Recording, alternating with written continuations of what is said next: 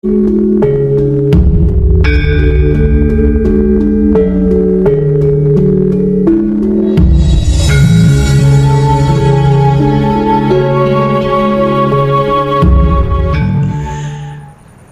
kadang kinasiku sekalian, ketahuilah, ada 4 kitab suci di dalam agama besar yang diakui oleh dunia, dan saya pernah masuk ke dalamnya, yaitu Al-Quran, Alkitab, Weda, Tripitaka, dan Sisu Wujing. Miliaran manusia hidup berdasarkan pesan-pesannya, dan jutaan manusia mati untuknya.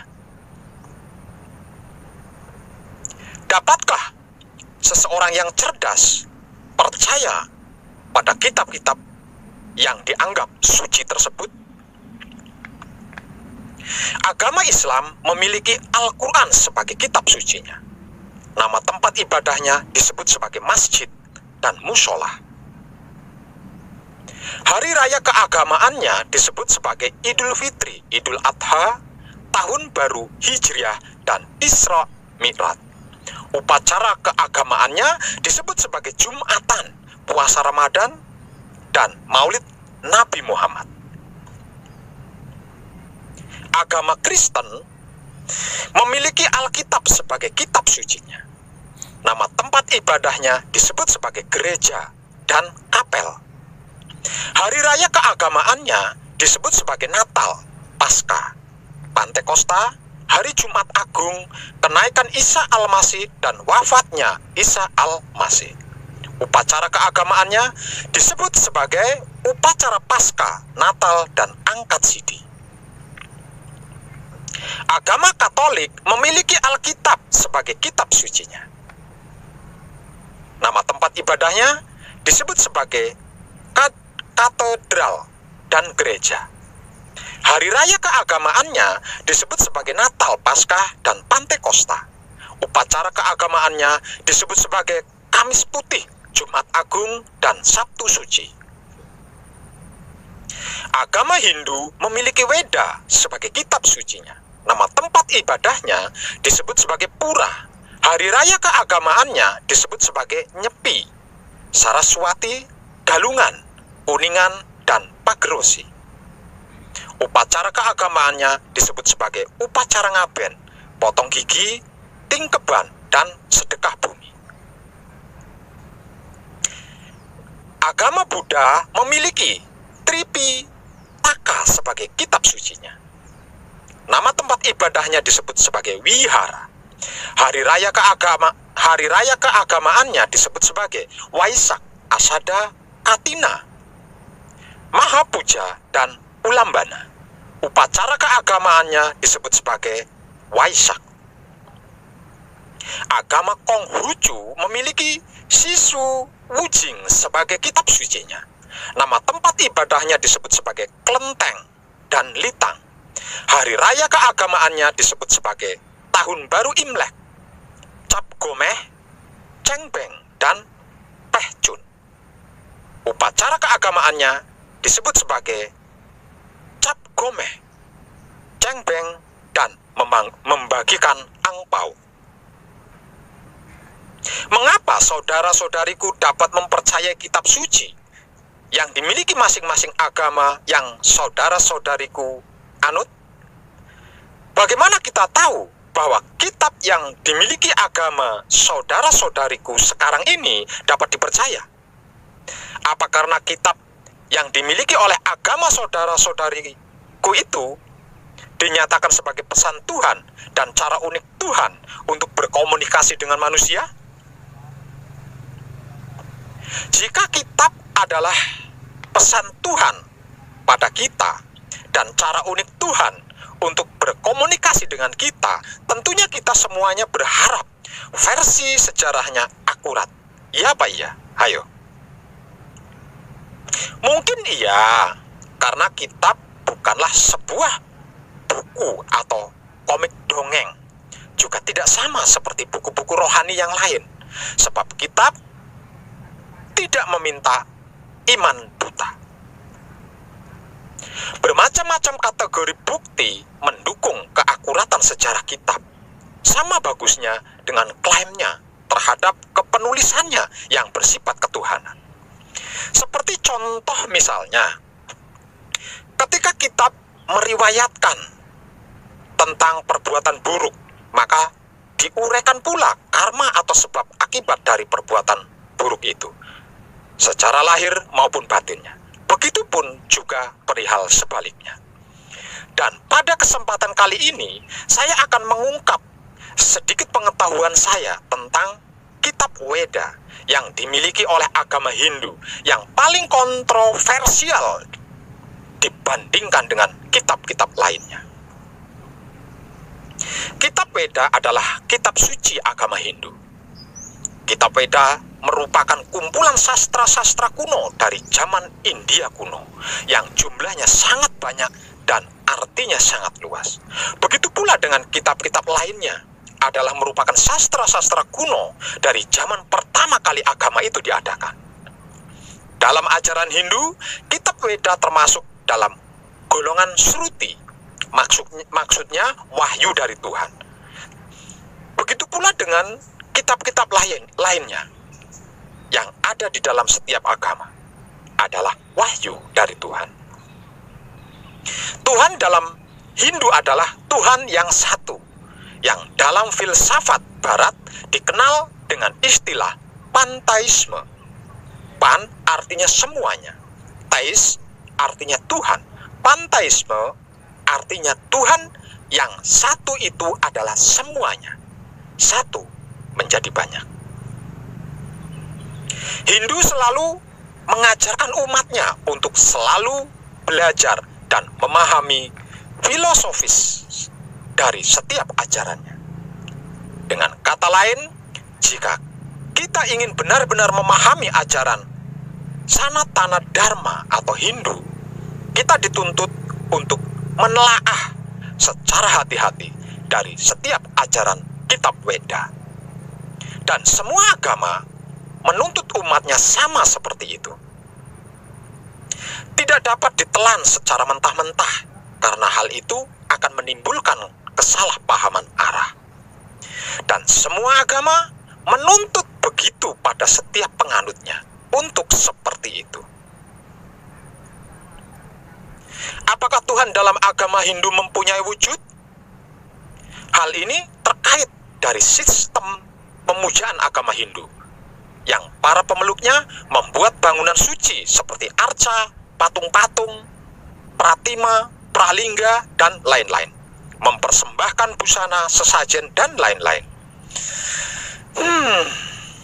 Hal ini menimbulkan prasangka dan tuduhan yang bertubi-tubi dengan mengatakan umat Hindu menyembah berhala. Menurut saya pribadi, sebenarnya pelukisan Tuhan dalam bentuk patung dan tempat ibadah itu adalah suatu cetusan rasa cinta kasih sayang atau bakti. Dan saya rasa semua agama pun sama seperti itu. Artinya melakukan hal yang sama, hanya saja berbeda pengasatan matanya. Umat Hindu membuat arca, patung-patung, pratima, pralingga, mempersembahkan busana, sesajen, dan lain-lain. Umat Kristen, Buddha, Konghucu juga sama. Islam pun sama. Perhatikan saja kaligrafi yang menghiasi hampir di seluruh ruangan masjid itu. Kain, sajadah, termasuk lantainya yang memiliki batas suci, Ka'bah, Hajar Aswad, dan lain-lain. Apa bedanya semua itu dengan arca atau patung atau pura yang ada di agama Hindu? Sebenarnya, sebagaimana halnya ketika seorang pemuda jatuh cinta pada kekasihnya sampai tingkat madness alias tergila-gila, maka bantal guling pun dipeluknya erat-erat, diumpamakan itu adalah kekasihnya. Dia pun ingin menggambarkan kekasihnya itu dengan sajak-sajak yang penuh dengan perumpamaan. Begitu pula dalam peribadatan membawa sesajen yang berisi makanan yang lezat dan buah-buahan kepura. Apakah berarti Tuhan umat Hindu seperti manusia, suka makan yang enak-enak? Pura dihias dan diukir sedemikian indah. Apakah Tuhan umat Hindu suka dengan seni? Coba perhatikan tempat ibadah lainnya, seperti gereja, masjid, wihara, kelenteng, dan lain-lain. Semuanya sama, bukan? Dihiasi seni ukir-ukiran, kaligrafi, wewangian, kain-kain, tulisan. Apakah itu juga berarti Tuhan umat Kristen, Islam, Buddha, Konghucu, dan lain-lain suka dengan keindahan kaligrafi, ukiran, dan seni? Tentu saja tidak, bukan? Marilah kita berpikir cerdas dengan iman dan beriman dengan cerdas. Sebab orang cerdas tidak beriman bisa jadi koruptor, dan orang beriman tidak cerdas bisa jadi teroris loh. Semua sesajen dan kesenian ini hanyalah sebagai alat untuk mewujudkan rasa bakti kepada Tuhan. Brahman alias Tuhan yang Maha Esa, sebagaimana yang disebutkan dalam Weda, adalah Tuhan tidak berwujud dan tidak dapat digambarkan, bahkan tidak bisa dipikirkan. Dalam bahasa Sanskerta, keberadaan ini disebut Ajya Rupa, yang artinya tidak berwujud dalam alam pikiran manusia. Tuhan yang Maha Esa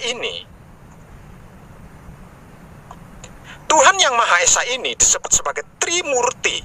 Trimurti ini merupakan 3 pemberian gelar Tuhan, karena Tuhan memiliki 3 pokok sifat utamanya, yaitu 1. Dewa Brahma. Gelar ini diindahkan ketika Tuhan sebagai Sang Maha Pencipta. 2. Dewa Wisnu.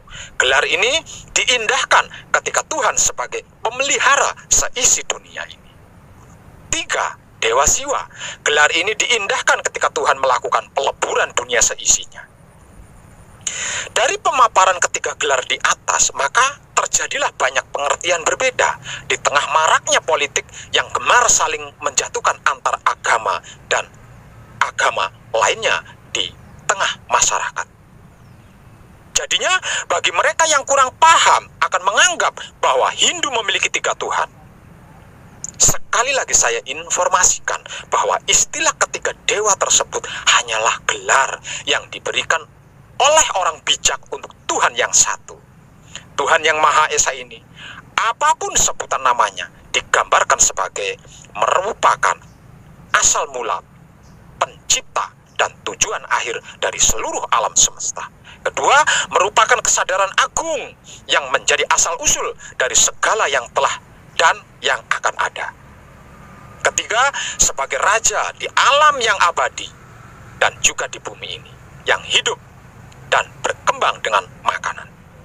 4, sebagai sumber semua dan segalanya yang hidup maupun yang tidak hidup. 5, yang maha suci, artinya tidak ternoda. 6, yang mengatasi segala kegelapan, tidak termusnahkan, maha cemerlang, tidak terucap, tiada duanya. Dan yang ketujuh, yang absolut dalam segala-galanya, tidak dilahirkan karena ada dengan sendirinya. Penggambaran tentang Tuhan yang Maha Esa ini, meskipun telah berusaha menggambarkan Tuhan semaksimal mungkin, tetap saja sangat terbatas. Oleh karena itu, kitab-kitab Upanishad menyatakan definisi atau pengertian apapun yang ditujukan untuk memberikan batasan kepada Tuhan yang tidak terbatas ini tidaklah menjangkau kebesarannya. Sehingga kitab-kitab Upanishad menyatakan tidak ada definisi yang tepat untuknya. Maka tersebutlah neti-neti. Nah, tambah iti. Bukan ini, juga bukan itu. Untuk memahami Tuhan, maka tidak ada jalan lain kecuali mendalami ajaran hidup. Sebab karena semua dan segala serta seluruh rahasia Tuhan ada di dalam hidup. Memohon penjelasan dan bimbingan pada orang yang sudah terhidupkan kesadarannya oleh hidup. Istilah kata lainnya adalah orang yang sudah tercerahkan. Karena hanya orang-orang yang sudah terhidupkan kesadarannya oleh hidup alias tercerahkan yang mampu merealisasikan ajaran ketuhanan di dalam kehidupan pribadinya di setiap saatnya. Sedangkan kitab suci Weda, Injil, Al-Quran, dan kitab-kitab Vedanta, Upanishad, dan lain-lain adalah sumber yang paling diakui otoritasnya dalam menjelaskan tentang Tuhan yang Maha Esa. Namun wahai para penganut kitab-kitab itu, maka prakteknya mana? Mana prakteknya mana? Apakah isi kitab yang saudara-saudariku anut itu menuntun, menyuruh, memerintah, berfirman, bersabda, membimbing saudara-saudariku untuk membuat kerusakan di sana-sini, menciptakan kehancuran di sini-sana, membenci, mengadu domba, memfitnah, membuli, mendendam, menghina, mencela, menghakimi, mencari-cari kesalahan, keburukan, kekurangan agama orang lain, iri, sirik, dengki? Ketika saya membuka dan mempelajari kitab suci Al-Quran, Alkitab, Weda, Tripitaka, dan Sisu Wujing, saya tidak menemukan ayat yang menuntun atau menyuruh atau memerintahkan untuk membuat kerusakan di sana-sini, menciptakan kehancuran di sini-sana, membenci, mengadu domba, memfitnah, membuli, mendendam, menghina, mencela, menghakimi, mencari-cari kesalahan, keburukan, kekurangan agama orang lain, iri, sirik, dengki. Tidak ada. Namun kenapa dan mengapa ketika praktek ibadah di TKP yang terjadi kok demikian? Wahai saudara-saudariku yang sangat-sangat dicintai, dikasihi dan disayangi Tuhan, walaupun akidah dan kaidah yang ada di setiap agama itu berbeda-beda, namun sesungguhnya intinya adalah sama kok, yaitu sangkan paraning dumadi atau innalillahi wa inna ilaihi rojiun, alias kembali kepada asal usul kejadian kita yang satu atau esa, yaitu Dat Maha Suci hidup. Sebab karena itu tidak perlu kita saling sikut-sikutan. Mari kita sama-sama berbenah diri selagi masih ada waktu dan kesempatan, yaitu membersihkan pikiran, membersihkan hati, membersihkan kelamin. Lalu mari kita jaga ketiganya yang telah bersih itu untuk tidak termelekati lagi oleh kotoran-kotoran. Hanya dengan begitu kita akan tercerahkan, sehingganya kita bisa hidup dalam mencerna isi kitab apapun yang kita pelajari dengan kesadaran rasa yang sadar kita. Tidakkah saudara-saudariku rindu akan kedamaian, kenyamanan, keamanan, keindahan, kebahagiaan, kesejahteraan, ketentraman? Kalau rindu, mari kita ciptakan hal itu bersama-sama, dimulai dari diri kita sendiri. Tercerahkanlah panjenengan semuanya. Dan salam setuhan, penuh cinta kasih sayang dari dalam lubuk hati saya, Wong Edan Bagu yang paling dalam. Selamat, selamat, selamat. Rahayu, rahayu, rahayu. Damai, damai, damai, tentram. Saya Wong Edan Bagu ngaturaken sugeng rahayu lir ing sambikala amanggih yuwana pinayungan mring ingkang maha suci Basuki Yuwono Teguh Rahayu selamat. Berkah selalu untuk semuanya tanpa terkecuali, terutama para sedulur, khususnya para kadang konto dan kanti anom saya yang senantiasa direstui yang Dat Maha Suci hidup. Om Santi, Santi, Santi Om. Wassalamualaikum warahmatullahi wabarakatuh. Terima kasih, terima kasih, terima kasih, dan salam kebajikan.